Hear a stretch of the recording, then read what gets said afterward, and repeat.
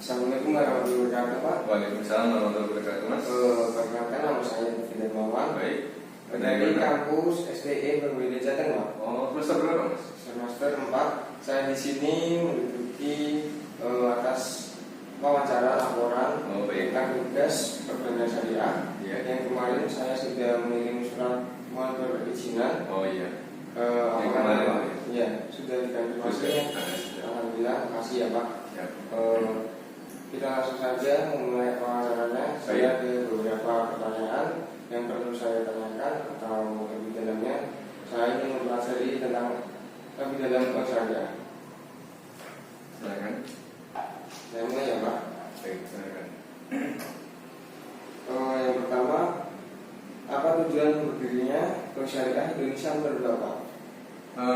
Bank Syariah sendiri itu memainkan peran penting sebagai fasilitator kepada seluruh aktivitas ekonomi dalam ekosistem industri halal.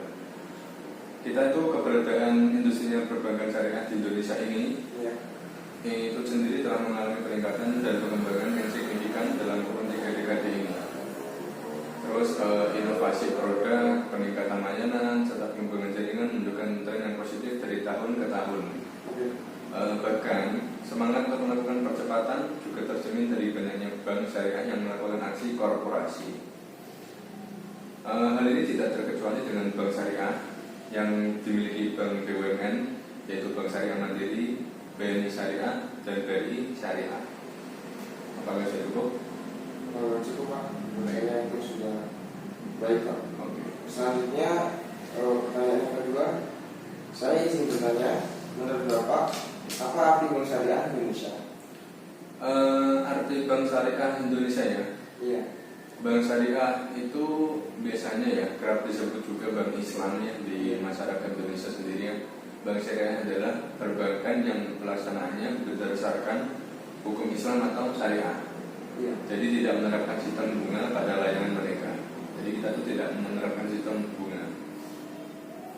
Bank ini dijalankan berdasarkan syariat Islam. Penerapan bunga dilarang dan tidak terjadi dalam bank syariah. Jadi kita melarang sih adanya bunga di bank syariah ini. Mengapa demikian? Sebab hal tersebut dianggap tidak sesuai dengan syariat Islam. Bank syariah menggunakan Islam membagi hasil dan mendapatkan sejumlah keuntungan dari sistem tersebut.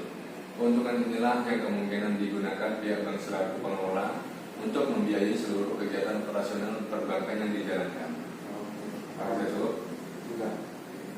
Selanjutnya ada juga pertanyaan, kapan BSI ini didirikan? BSI ini didirikan itu pada 1 Februari 2021 yang bertepatan dengan 19 Jumadil Akhir 1442 Hijriah. Menjadi penanda sebagai sejarahnya bergabung Bank Syariah Mandiri, BNI Syariah dan BRI Syariah menjadi satu entitas, yaitu Bank Syariah Indonesia atau bisa kita kenal sebagai BSI.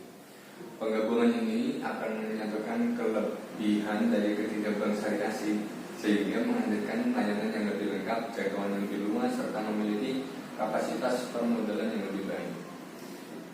Didukung sinergi dengan perusahaan induk Mandiri, BNI, serta BRI, serta komitmen pemerintah melalui Kementerian BUMN, Bank Syariah Indonesia didorong untuk dapat bersaing di tingkat global. Jadi kita bisa bersaing di tingkat global sebagai pesaing lah berarti di tingkat global ini.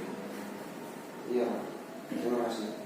Ada lagi, Pak, yang saya ingin tanyakan. Ya, silakan. Apa program metode yang dilakukan di BSI Kudus ini? Program metode ya, Mas ya? Iya. Bank Syariah Indonesia Cabang Kudus ini memiliki strategi dalam melakukan analisis pembiayaannya, yakni pada karakter calon nasabah mereka melakukan pengecekan dari data IDIP by checking.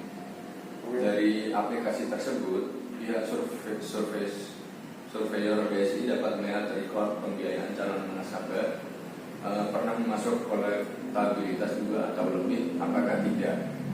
Apakah kolektabilitas 2 lebih atau pernah dinyatakan bermasalah, maka otomatis tidak lolos dan analisis pembiayaan di awal. Dalam analisis pembiayaan di awal, Kemudian pada data BI Checking ini bukan hanya terlihat rekod pembiayaan bermasalah di bank atau lembaga keuangan lainnya. Jadi, tetapi rekod pembayaran online melalui aplikasi apabila ada tunggakan juga terlihat. Pihak BSI juga melakukan informasi, biasanya melakukan konfirmasi, maksudnya konfirmasi ke rekan nasabah terkait bagaimana informasi perilaku dan integritas saldo nasabah tersebut, Mas. Terus target pasar BSI Kudus lebih mengarah kepada pembiayaan mitra guna, yaitu pembiayaan potong gaji karyawan. Hal itu dirasa lebih aman dibandingkan dengan produk pembiayaan lainnya. Mereka bekerja sama dengan beberapa instansi baik negeri, swasta maupun perusahaan BUMN. Jadi berdasarkan hasil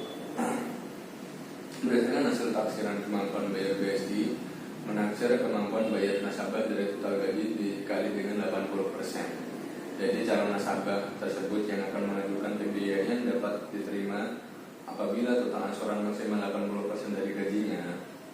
Pihak BSI juga menganalisis kemampuan bayar calon nasabah melalui transaksi rekening selama 3 bulan terakhir.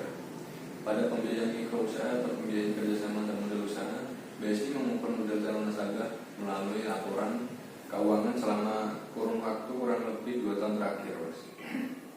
Jadi mereka juga menganalisis perputaran arus kas pada usaha tersebut. Pada instrumen analisis jaminan kolateral di pembiayaan mitra guna adalah menggunakan SK PNS dan SK pegawai tetap. Tetapi namun pada tahun ini ya Mas, yang BSI memiliki kebijakan untuk tidak menggunakan BPKB, Mas. Jadi tahun ini kita tidak menggunakan BPKB sebagai jaminan. Hal itu karena mengapa? Karena harga kendaraan pada masa pandemi cukup fluktuatif sehingga menimbulkan risiko yang cukup tinggi, Mas. Pada indikator condition of economy, pihak BSI melakukan analisis top to down. Mereka melihat variabel makroekonomi yang terjadi saat itu, Mas. Gitu. Apakah sudah paham atau sudah cukup? Ya, alhamdulillah saya sudah paham. Baik. Berikutnya ada lagi pertanyaan. Adakah beberapa dampak dari seperti yang dikatakan Bapak bahwa penggabungan dari 3 BSI tadi, dampaknya apa ya? Penggabungan dari 3 BSI tadi itu ya. Untuk bergabungnya 3 bank syariah tadi ya, BUMN yang berubah menjadi Bank Syariah Indonesia BSI pasti membawa dampak dalam berbagai aspek. Dampak tersebut terjadi pada nasabah, karyawan, dan masyarakat. Ada pula dampak yang terhadap nasabah, yaitu tetap bisa bertransaksi selayaknya sedia kala. Nasabah tetap bisa menggunakan uang elektronik berbasis kartu seperti Imune, Tapcash, dan Brizi. Nasabah hanya menunggu informasi dari pihak Bank Syariah Indonesia untuk melakukan pembagian informasi, Mas. Kemudian yang kedua ada dampak terhadap karyawan, Mas. Jadi dampak terhadap karyawan itu bisa dari status karyawan, mungkin dari BNI Syariah, BRI Syariah, dan Bank Syariah Mandiri tetap menjadi karyawan Bank Syariah Indonesia. Jadi kita karyawan dari 3 bank tersebut tetap menjadi karyawan Bank Syariah Indonesia, tetap menjadi bank karyawan tersebut, dan tidak akan ada pemutusan hubungan kerja atau PHK. Bank Syariah Indonesia membuka program pengembangan Talenta Officer Development Program atau yang bisa kita sebut OTP untuk menjaring SDM unggul dan bermanfaat tentunya bagi masyarakat. Kemudian yang ketiga itu ada dampak terhadap masyarakat, Mas. Bank Syariah Indonesia BSI terhadap masyarakat, mengedukasi masyarakat dengan meluncurkan program literasi ekonomi syariah yang akan bekerja sama dengan organisasi besar Indonesia. BSI juga mempercepat kelengkapan rantai nilai halal dalam pengembangan industri halal, Mas. Pembiayaan UMKM pendukungnya dan ikut pembiayaan proyek berskala besar dengan pengguna skema syariah. Jadi begitu, Mas. Ya, cukup dari saya. Dua pertanyaan saja. Oh ya. Terima kasih sebelumnya sudah merepotkan. Oh enggak, apa santai, Mas. Kebetulan saya ini istirahat sih. Iya, Pak. Kalau boleh tahu identitas nama Bapak siapa ya? Oh, nama saya Pak Abdul di sini di kantor ini. Muhammad Pak Abdul apa gitu. Nah, benar. Pak Abdul. Kalau masih nyari tinggal dengan sapamnya aja Pak Abdul atau Pak. Oke. Ntar saya ini panggil gitu. Iya Pak. Nah, Terima kasih ya Pak. baik baik. Saya tidak bisa menyampaikan Pak. Kalau santai aja mas. Semoga aja bermanfaat dan ilmu kita ini pasti akan berguna seterusnya. Baik baik.